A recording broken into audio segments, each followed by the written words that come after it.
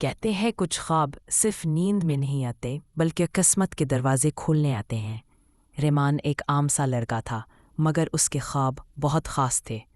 ہر رات وہ آسمان کو تکا کرتا جیسے کوئی سنہری دروازہ اسے بلا رہا ہو۔ ایک دن گاؤں کی پرانی لائبریری میں ریمان کو ایک سنہری جلد والی کتاب ملی۔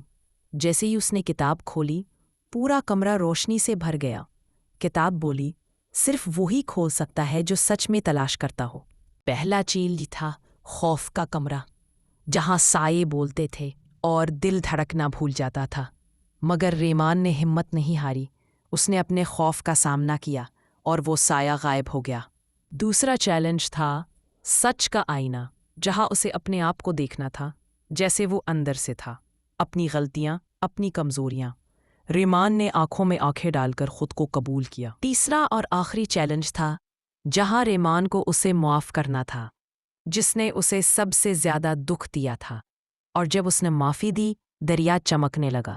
یہ جادو صرف دل سے نکلتا ہے۔ جب ریمان واپس آیا وہ وہی لڑکا نہیں تھا، وہ اب ایک کہانی گو تھا جو بچوں کو امید، ہمت اور سچائی کی کہانیاں سناتا۔ ہر بچے کو وہی کتاب دیتا جو صرف دل سے تلاش کرنے والوں کے لیے کھلتی۔ کہانی ختم ہوئی مگر راز ابھی باقی ہے۔ شاید آپ ہی وہ ہیں جسے یہ جادوئی کتاب بلا رہی ہے۔